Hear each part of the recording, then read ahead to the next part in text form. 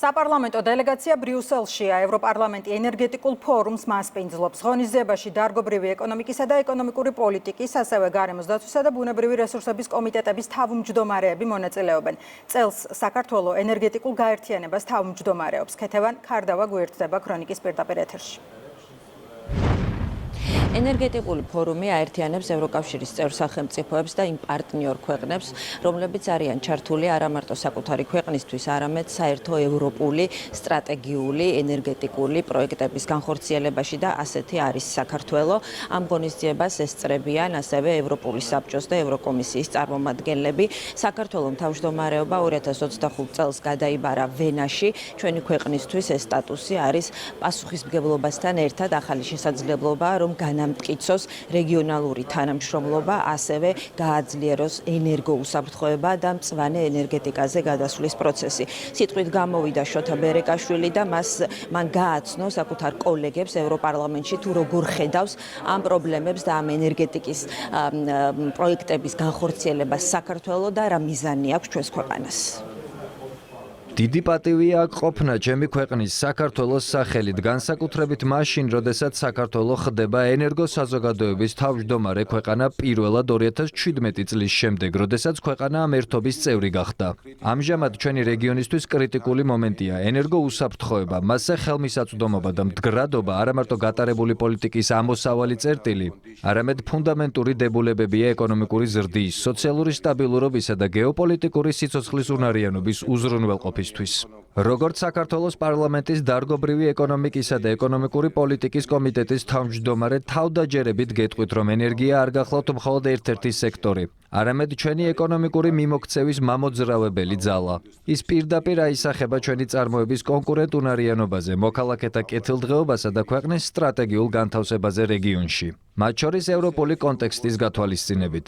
მსურს გაგიზიაროთ ქართული ენერგოხედვა, რომელიც სამ ძირითად დებულებას მოიცავს. ეს გახლავთ დამოუკიდებლობა, მდგრადობა და ინტეგრაცია. საქართველოს ენერგოსტრატეგია დაფუძნებულია ერთ ამოსავალ წერტილზე, რომ სახელმწიფო გახდეს 2030 წლისთვის ენერგოდამოუკიდებელი. ადგილობრივმა ენერგოწარმოებამ უნდა გადააჭარბოს მოხმარების მოცულობას. ჩვენ მიზანთან ახლოს ვართ. 2024 წელს საქართველომ გამოიმუშავა 14,2 ტერავატი ენერგია. მოხმარებამ კი შეადგინა 13,9. შესაბამისად, ქვეყანას ჰქონდა დადებითი ენერგობალანსი მთელი წლის განმავლობაში. სეზონური პირობების გათვალისწინებით ზამთარში ქვეყანა მაინც ენერგოიმპორტზეა დამოკიდებული. ამ მოცემულობის შეცვლის მიზნით ჩვენ ვაძლიერებთ განახლებადი რესურსების წყაროთა მრავალფეროვნების ზრდას. ჩვენი ენერგოსისტემა ძლიერდება საკანონმდებლო, საბაზრო და ინფრასტრუქტურული რეფორმებით. მიზანი არა მხოლოდ მიწოდების წყაროების დაბევება, არამედ ასევე საქართველოს მნიშვნელოვან ენერგომიმწოდებელ ქვეყნად ჩამოყალიბება გახლავთ. საუბარი ეხება ეგრეთ წოდებულ მწვანე სარფიან ენერგიას როგორც რეგიონისთვის, ასევე ევროპისთვის. ჩვენ გვაქვს სამი სტრატეგიული გოლი. პირველია კონკურენტუნარიანი, გამჭვირვალე და ეფექტიანი ენერგომარკეტის შექმნა.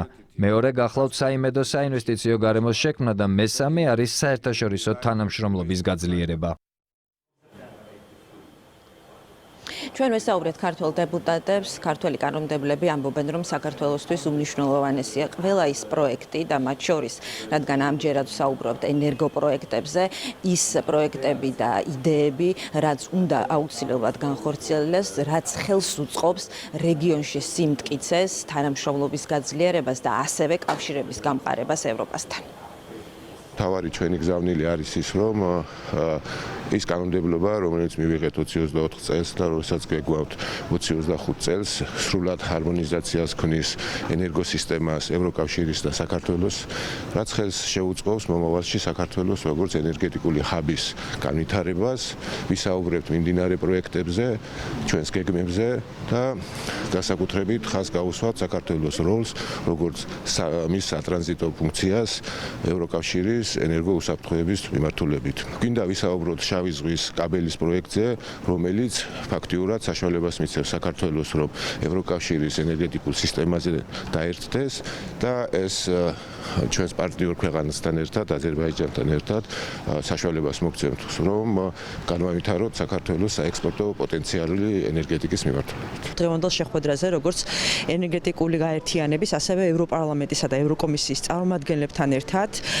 კიდევ ერთხელ ხაზს გავუსვამთ იმ ამბიციურ გეგმებს, რომელიც საქართველოს აქვს როგორც ენერგეტიკული უსაფრთხოების ჭრილში, ასევე ენერგეტიკული აზიისა და ევროპის ენერგეტიკული დერეფნის განვითარების თვალსაზრისით საკმაოდ ამბიციურია ჩვენი გეგმები, როგორც ემისიების შესრულების, ასევე განახლებადი ენერგიის წყაროების გამოყენებაზე გადასვლის თვალსაზრისით და ამ ჭრილში მათ შორის მიმოვიხილავთ იმ პოტენციალს, რომელიც შავი ზღვის კაბელის მშენებლობას აქვს, რაც პრაქტიკულად იქნება დამაკავშირებელი ენერგეტიკული ხიდი აზიასა და ევროპას შორის საქართველოს გავლით, რაც ევროპისთვის ენერგეტიკული დამოუკიდებლობის და ენერგეტიკული უსაფრთხოების მთავარი საწინდარი უნდა იყოს სამომავლოდ. ენერგეტიკული უსაფრთხოება დღესდღეობით ევროკავშირის ყველა წევრი ქვეყნისთვის პრიორიტეტული საკითხია და ერთ-ერთი მთავარი გამოწვევა საქართველოს მზად არის, რომ საკუთარი როლი შეასრულოს და უზრუნველყოს ის, რაც განაპირობებს შემდგომში უსაფრთხოებას და ამ თვალსაზრისით დღეს გაგრძელდება საუბარი ქართველი კანონმდებლების მათ კოლეგებთან, ფორუმი დღეს სრულდება.